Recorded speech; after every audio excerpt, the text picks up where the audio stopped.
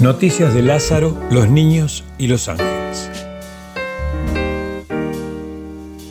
Por primera vez desde que todas las sinagogas habían sido cerradas para Jesús, Abner gestionó que pudiera enseñar ese sábado 25 de febrero del año 30 en la de Filadelfia. Terminado el oficio, el maestro observó a una mujer mayor con el cuerpo muy encorvado y una expresión abatida. Cuando Jesús bajó del púlpito, se acercó a ella y le dijo: «Si solo quisieras creer, te liberarías de tu debilidad de carácter». La mujer, que por 18 años había estado tiranizada por el miedo, creyó y enseguida pudo erguirse inmediatamente. Al advertirlo, elevó su voz y glorificó a Dios. La aflicción de la mujer era puramente mental, pero la gente pensó otra vez en un milagro de curación. Si bien la asamblea de la sinagoga era afín a Jesús, el jefe era hostil y se indignó de que hubiera hecho un milagro allí en el día sábado y dijo al auditorio: «Hay 6 días en la semana para ser curados, así que no vengan para eso en día sábado». Entonces Jesús volvió a la tribuna y dijo: «¿Por qué juegan a ser hipócritas? ¿Acaso cada uno de vosotros no sacan a vuestro buey del establo cada sábado para llevarlo a beber? Si esa acción es permisible, ¿acaso una mujer que durante años estuvo encorvada no puede ser liberada de esa esclavitud un día sábado?». El detractor quedó en evidencia frente a los presentes, que se alegraron de la recuperación de la mujer. Finalmente, ese jefe de la sinagoga fue destituido por la asamblea. Al día siguiente, domingo 26 de febrero, uno de los correos procedentes de Betania llegó hasta Filadelfia con un mensaje de Marta y María que decía: «Señor, aquel que amas está muy enfermo». El mensaje llegó al final de la conferencia de la tarde, cuando se despedían para pasar la noche. Jesús no dijo nada. Los presentes vieron que se producía uno de esos momentos en que el maestro parecía estar en comunicación con algo exterior o más allá de él. Entonces dijo al mensajero, y los apóstoles lo oyeron: «Esta enfermedad no le llevará realmente a la muerte. No dudéis que será empleada para glorificar a Dios y exaltar al Hijo». Jesús estaba muy encariñado con los hermanos Marta, María y Lázaro, y su primer pensamiento fue acudir inmediatamente al llamado. Pero pensó que podía ser una última tentativa para convencer a los escribas y fariseos de Jerusalén sobre su verdadero poder.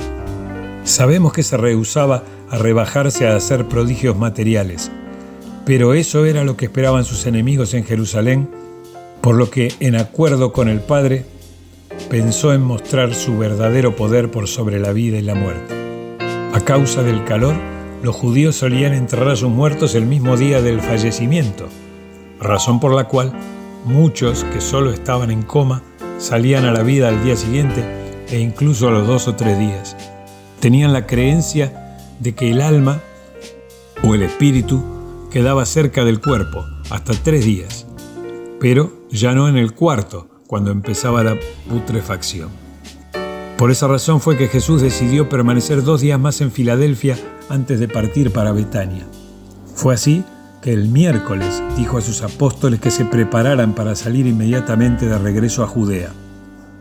Los apóstoles le dijeron que reconsiderara la ida en virtud de que varios del pueblo habían querido lapidarlo y algunos dirigentes matarlo, que ya les había dado la oportunidad de creer y así le habían respondido. Jesús les dijo que el día tiene 12 horas para hacer cosas sin peligro. Si caminas de día no tropiezas porque tienes luz. Si caminas de noche, estás expuesto a tropezar por la falta de luz. Quisiera darles una oportunidad más de creer y en los términos que ellos prefieren. Además, nuestro amigo Lázaro se ha dormido y quiero despertarlo de ese sueño.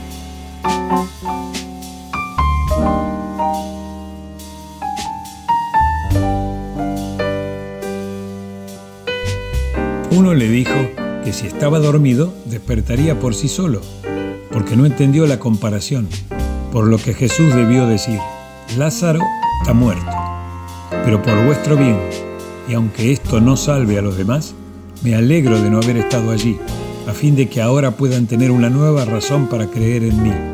Todos se sentirán fortalecidos por lo que van a presenciar, y les servirá de preparación para el día en que me despediré de vosotros para ir hacia el Padre. Algunos tenían temor por el Maestro y también temor de acompañarlo. Entonces Tomás les dijo que ya habían intentado disuadirlo, y como no pudieron, tenían que acompañarlo. Y aunque para él este sería el fin y lo matarían, debían ser valientes, acompañarlo y morir con él.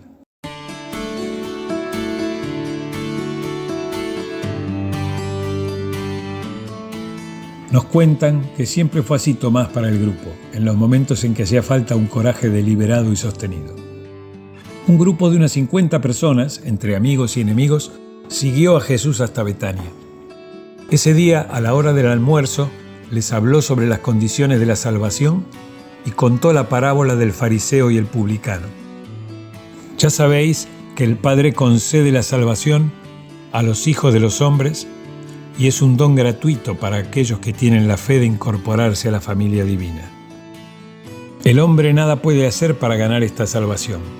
Las acciones presuntuosas no pueden comprar el favor de Dios. Podéis engañar a los hombres con vuestras apariencias, pero Dios examina vuestras almas. Así es que un publicano y un fariseo entraron a orar en el templo.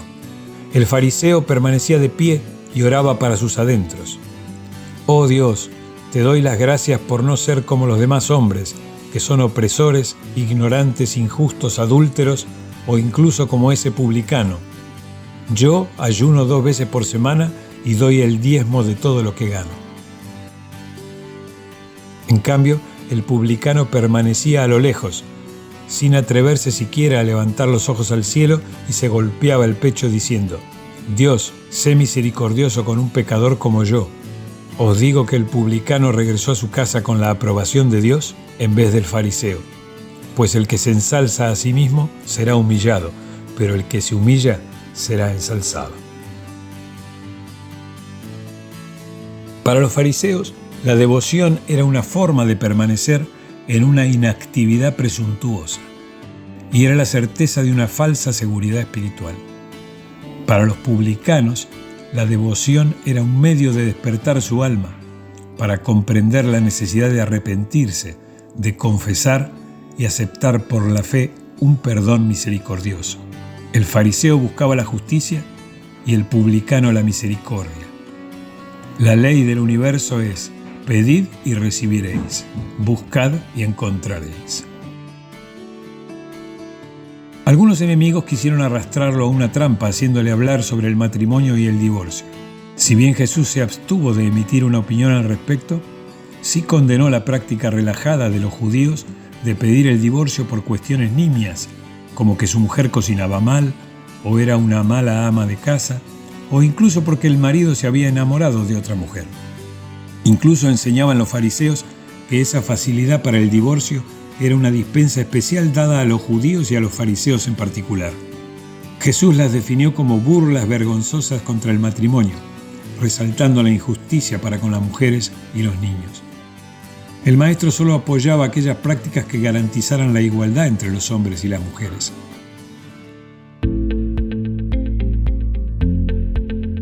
A los apóstoles les costaba comprender el desgano del maestro en hacer definiciones sobre temas científicos, sociales, económicos y políticos.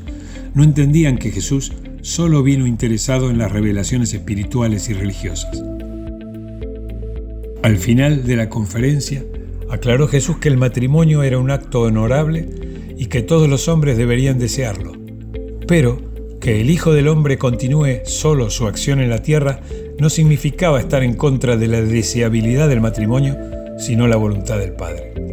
Es voluntad divina que el hombre y la mujer encuentren su servicio más elevado y su alegría constituyendo un hogar para recibir y criar hijos, en cuya creación están asociados a los hacedores del cielo y de la tierra. Por esta razón, el hombre dejará a su padre y a su madre para unirse a su mujer, y los dos se volverán como uno solo. El mensaje de Jesús sobre la bendición que representan los niños hizo que a la mañana siguiente decenas de madres se acercaran con sus hijos para que sean bendecidos. Los apóstoles reprendieron a las madres por el alboroto que hacían y Jesús les dijo: «Dejad que los niños vengan a mí, no se lo impidan, porque de ellos es el reino de los cielos. En verdad os digo que el que no reciba el reino de Dios como un niño pequeño, difícilmente entrará en él para crecer hasta la plena estatura de la madurez espiritual». Jesús luego les impuso sus manos y dio palabras de esperanza a sus madres. La condición de la mujer mejoró mucho en Palestina y hubiera sido así en el resto del mundo si no se hubieran alejado de sus enseñanzas. El maestro era de la idea de que los niños debían ser educados en contextos ligados a la naturaleza y la belleza. La belleza, les dijo, es un impulso para crear en los niños el hábito de la adoración divina. Proponía la creación de santuarios bellos y compuestos de naturaleza, sencillos, pero con una decoración artística que ayude a la verdadera adoración. La comunión espiritual, decía, no se fomenta con adornos masivos o exagerados de un arte ostentoso. La belleza es más religiosa cuando es más sencilla y semejante a la naturaleza. Los niños debían ser iniciados en el concepto de la adoración en contacto con la naturaleza y luego acompañar a sus padres a los edificios donde se celebren asambleas religiosas, pero estos sitios con decorados sencillos y naturales. La verdad, la belleza y la santidad son ayudas poderosas y eficaces para la verdadera adoración. Mientras iban en camino a Betania, desde Jericó, Natanael preguntó a Jesús sobre los ángeles, y el maestro dio una enseñanza que no figura en los textos canónicos y hubieran explicado desde el inicio de la era que el universo está lleno de vida y de planetas habitados. Dijo Jesús, atendiendo a las mentes simples de sus oyentes: las huestes angélicas son una distinta orden de seres creados. Son enteramente distintos a los mortales y funcionan como un grupo diferente de inteligencias del universo. Les explicó que no están incluidos en las dominaciones de las Escrituras como hijos de Dios, ni son espíritus mortales que hayan ascendido hasta esa categoría. Los ángeles son una creación por sí misma y no tienen descendencia. A medida que un humano ascendente avanza en su camino hacia el Padre, pasa en algún momento por un estadio de existencia semejante al de los ángeles, pero nunca se convertirá en uno de ellos. Los ángeles son inmortales, salvo que se impliquen en el pecado, como les pasó a algunos de ellos con los engaños de Lucifer. Los ángeles son los servidores espirituales del cielo y no son infinitamente sabios ni poderosos, pero los ángeles leales son puros y santos. Y les preguntó: ¿no recuerdan que ya les dije en otra ocasión que si vuestros ojos espirituales fueran ungidos, entonces verían los cielos abiertos y contemplarían a los ángeles de Dios subiendo y bajando? Aquí entiendo que Jesús se refiere a lo que ahora llamamos abrir el tercer ojo o activar la glándula pineal para conectar con el universo. El término ungir se usa para simbolizar la introducción de una influencia divina o poder sagrado. Continuó explicando que el ministerio de los ángeles es el que hace posible que un mundo pueda mantenerse en contacto con otros mundos, porque ¿no os he dicho repetidas veces que tengo otras ovejas que no pertenecen a este redil?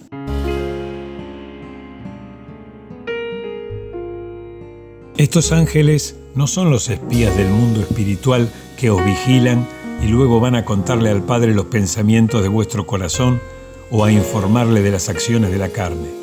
El Padre no tiene necesidad de ese servicio, ya que su propio espíritu vive dentro de vosotros.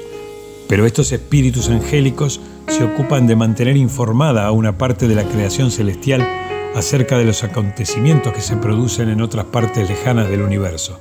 Son mensajeros. Muchos ángeles han sido asignados al servicio de las razas humanas. Mientras tanto ejercen su actividad en el gobierno del Padre y en los universos de los hijos.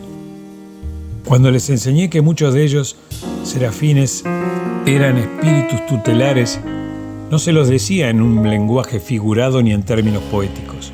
Todo esto es la verdad, independientemente de vuestra dificultad para comprender estas cosas. Les explicó que muchos de los ángeles están en la tarea de ayudar a los hombres y les recordó sus palabras sobre que los serafines, que ya dijimos que actúan como ángel del destino para cada mortal, se muestran alegres cuando un alma decide abandonar el pecado y emprender la búsqueda de Dios. Ya les había dicho también de la alegría de los ángeles cuando un hombre se arrepiente, y eso debiera servirles para entender la existencia de otras órdenes más elevadas de seres celestiales. Estos ángeles se ocupan en ayudar a liberar a los hombres de los laberintos de la carne y escoltar su alma a las mansiones del cielo. Son además los guías más atinados en los momentos entre la muerte física y la nueva vida en las moradas espirituales.